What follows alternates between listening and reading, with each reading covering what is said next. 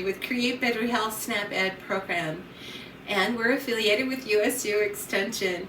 And thanks for joining me. Come on, let's go make some salmon patties, shall we? Did you know that salmon patties are high in protein and calcium? Both good nutrients for our body. Well, when we're talking about a serving in protein, we're talking about 3 ounces. And you need to be looking at about this size, either a deck of cards or a Crayola box. They're all about the same size.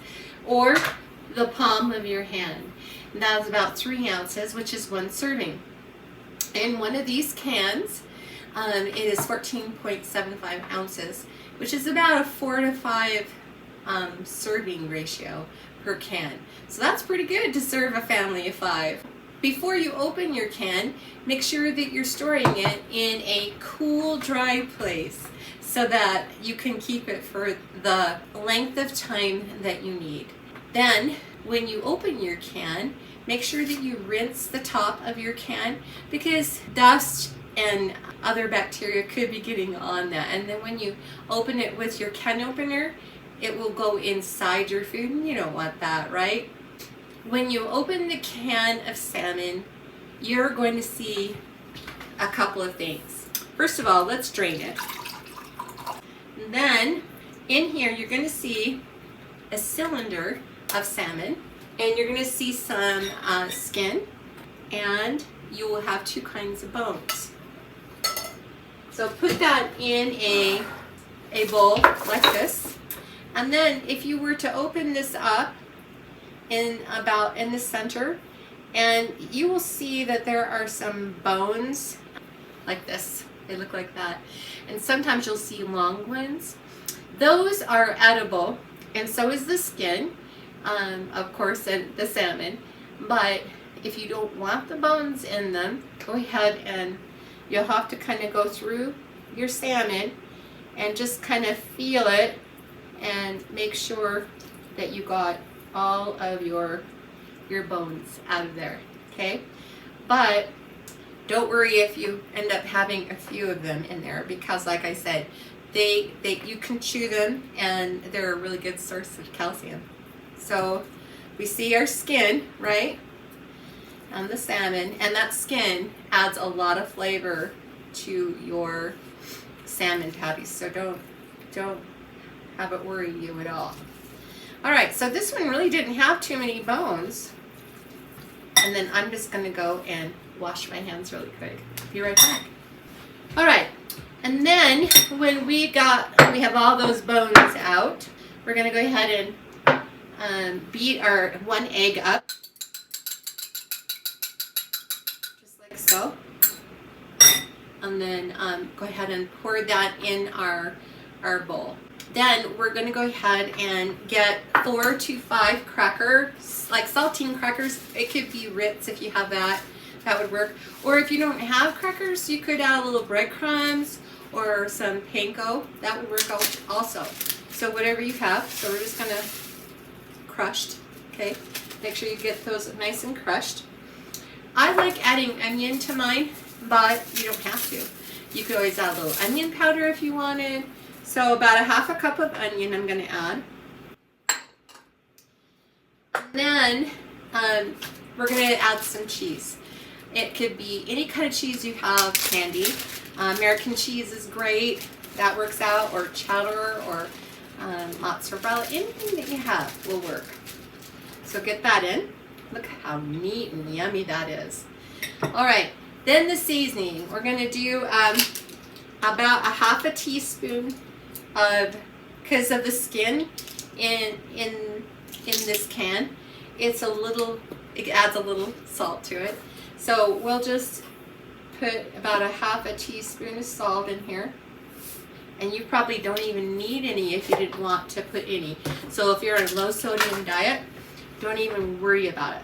Okay, then you can add whatever seasoning you want. You can do lemon pepper, you could do bagel sesame, you could do a little bit of garlic, you could add some parsley, which is a very mild flavor, a little bit of pepper. That would work out really well too. So I'm going to add some of this bagel. I like it because it's got lots of different things. It's got garlic and salt and sesame seeds and just some really fun things in there. And it's going to give it some really nice look to it. I really like how that looks. Okay, we're just going to mix that right up. I'm going to turn my pan on. You can use a frying pan or this electric pan. Any of that will work just fine. Put a little bit of spray on there instead of a little bit of oil. In the recipe it says you could put just a little bit of oil to fry them in, but I think I'm gonna just use the spray. Alright, so let's get this mixed in. And like I said, if you feel like you need a little more moisture, go ahead and use your fish broth and get that moistened up a little bit more.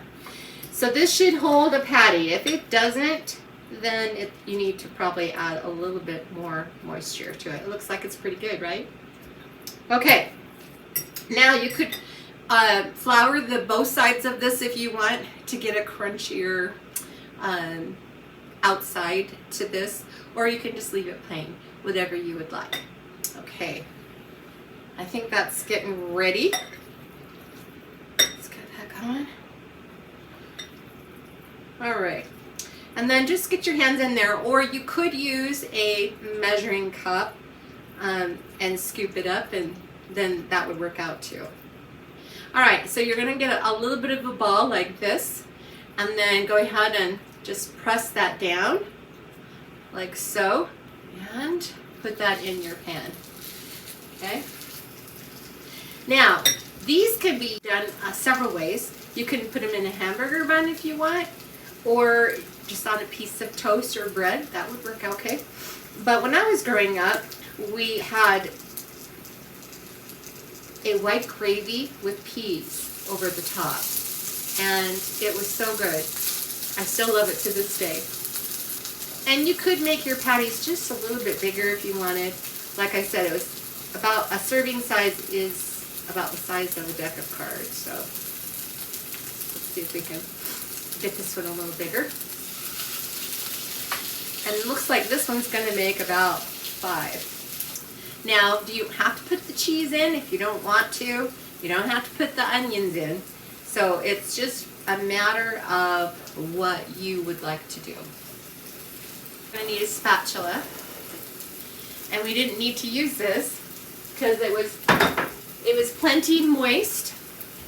And then you're looking at about 4 to 5 minutes on each side of your salmon patty for it to cook evenly.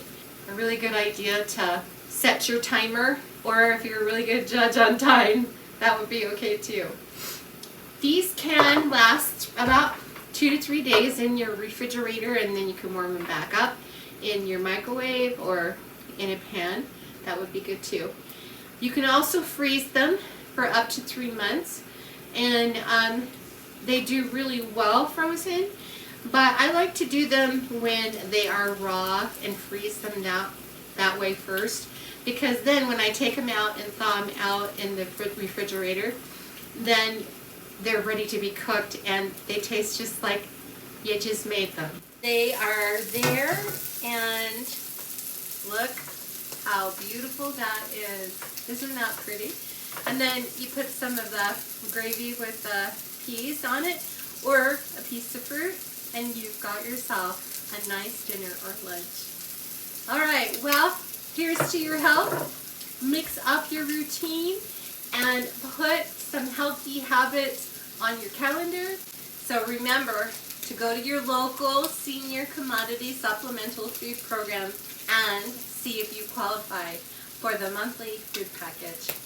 From my home to yours. Bye.